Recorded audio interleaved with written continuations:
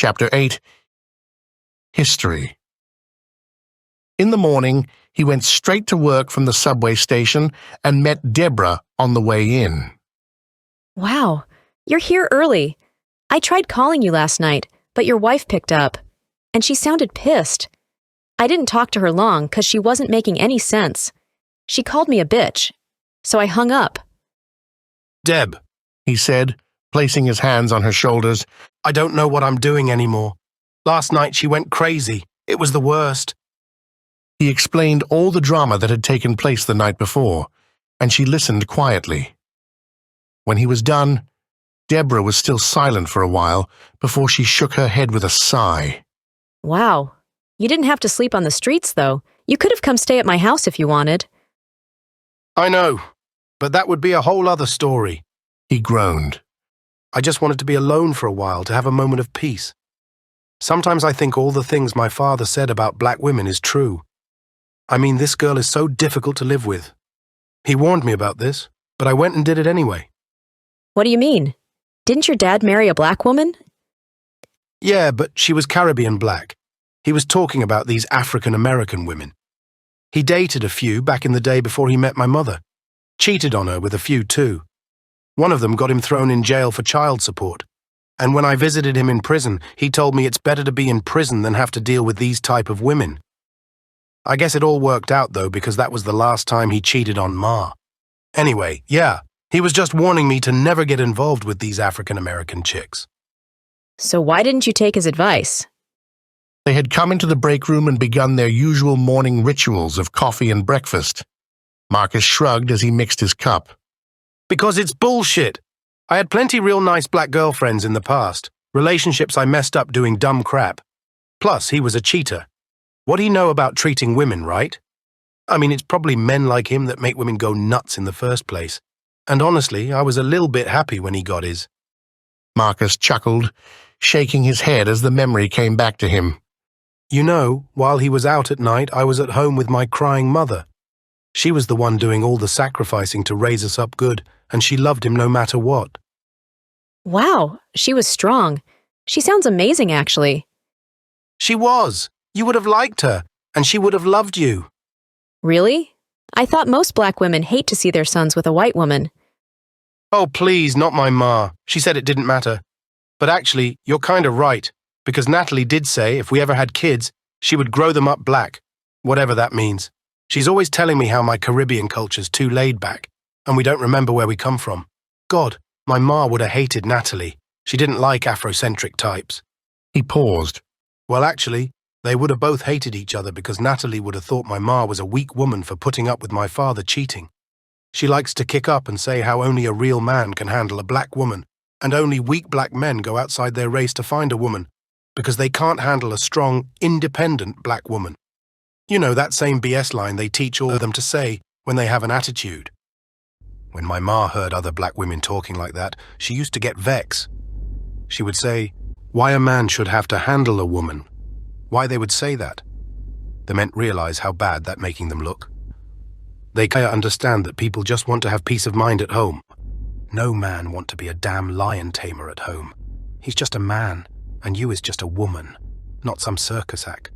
Why we must handle each other. Marcus laughed, stirring his coffee slowly. Debra could see that despite the frustration he was dealing with, talking about his mother was lightening his mood. What else did your mother say? She prodded. She said the reverse of Natalie's philosophy seemed more true. Only a weak man would settle for a woman that want to disrespect him and take his role. But a strong man, a real man, would accept any woman despite her race, her economic status, or even her looks. Whether society put him down, or his parents excommunicate him, if a man find a good woman and want her, he should go after her. Okay, so why are you still with Natalie then? I mean, most men would have called it quits on that relationship years ago, but you keep going back for more. He shook his head like a teacher readjusting a student. Well, there's a few reasons. First of all, I vowed I wouldn't be like my father and cheat, because I know what that does to a family. But we're not married, so I think the main reason is that I love her. Don't ask me why. I guess I'm just like my ma, in that I feel a certain amount of loyalty towards her since we've been through a lot. and I invested so much into her. I mean, before this girl got her degree, she was a different person. After she got her fancy degree and started working, she changed, and nothing I did was good enough. She had a problem with everything, down to the way I squeezed the toothpaste. So you're just like your mom then, staying for love? Actually, the reason my ma stayed was more complicated. Marcus came over to sit beside her. He had never told her this story before, but now it all came tumbling out. My parents were happily married for 34 years. Then my ma got cancer. She was in so much pain. She didn't want to have sex as often. And my father had just retired and was going through a midlife crisis. So at the point in her life when she needed him most, he began cheating. He had been doing it for years without her knowing, but I knew, because he left his phone all over the place. Ma trusted him so much. She never checked his phone. But one day he got a call while he was in the shower and she answered. He laughed bitterly. She was fighting cancer for 9 years, but the year she found out was the year she died. On her hospital bed, I asked her why she stayed with him and she said, "Where again you want me go?" Basically, my father was paying her medical bills, taking care of our family, even the extended family like her sisters and stuff. He was generous, kind, patient. In her eyes, he was still a good man, and she had plenty good years with him, so why run from the bad parts? I used to always see my father as the king of the world, you know. Even when we was dirt poor, I felt rich because of him. We always had something to eat, and he worked his ass off to see us finish school. When he hurt my ma like that, I lost so much respect for him. And he only made things worse when he went to live with the Horner woman after my ma died. I wanted to cut ties with him, but then I remembered my ma and how she saw him. I remembered all he did for us, all the sacrifices he made, and I came to the conclusion that all men are imperfect and have weaknesses. His was just pussy, pardon the French. So in the end, I guess she even managed to convince me to forgive him. But maybe you're right. I should just call it quits with Natalie. I don't know what we're doing anymore. Debra seemed to be mulling over everything she'd heard carefully. I know I'm a pussy, right? He sighed. What? No, not at all. That's one of the manliest things I've ever heard you say.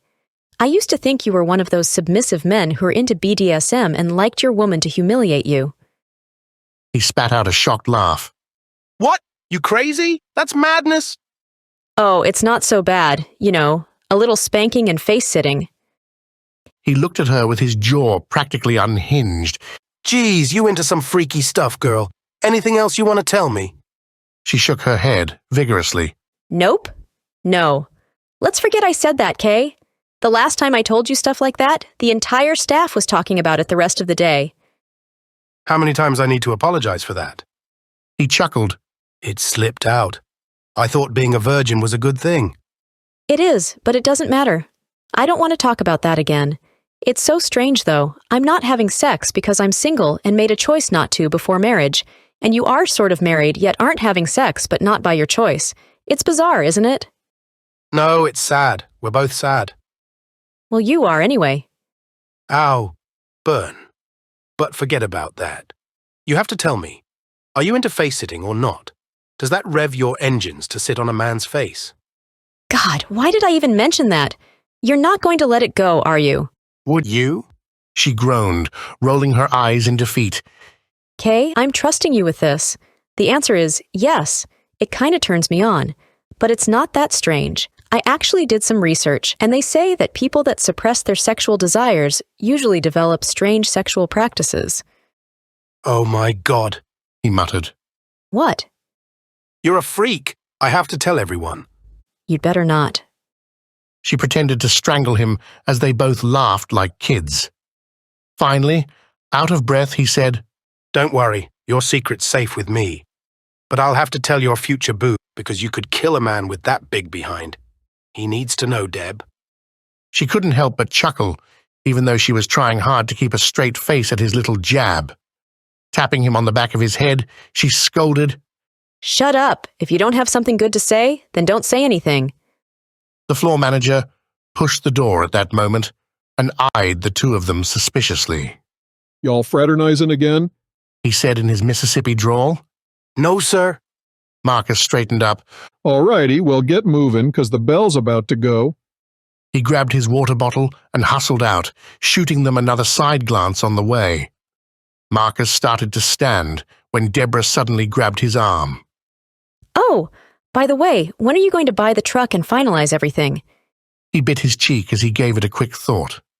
I'm not sure as yet, I think we should go tomorrow. She said. You're coming with me? Well, I am a major investor, so I thought you'd want me there. Plus, it would be much easier with my car. Oh yeah, that would be great. But it means you have to take a day off work. You really want to do that? It's no big deal. Well, we'll make a day of it. You know you're too helpful, right? People will take advantage of you. He laughed. I guess, but I don't actually mind. It's strange when people think that if they help others, they're somehow a sucker. It's true. Some women feel that if you give them money or a gift that you're a fool, or they won some power over you. I don't get that, though. Because if I give you something, it's because I want to. It's not like I don't have any more for myself. It's you who need it, not me. But then you hear girls saying stuff like, he gave me money and I didn't even give him any. It's like they're saying they're all whores and they managed to rip off a customer. Thankfully, it's mainly ghetto girls. Wow, did I strike a nerve? You went on a tangent there. She poked. I mean, I get what you're saying, but those men really are suckers, though. The bell rang off, signaling for their shift to begin. They jumped and headed for the door, both shaken back to reality. They had to go opposite ways to get to their individual stations. Anyway, so I'll meet you at your house tomorrow? Debra called. No, not my house. Marcus yelled over his shoulder, power walking away. It'll lead to too many questions. The basketball court on my street instead. She shrugged, walking backward. That's fine. Marcus stopped mid-walk and turned around suddenly.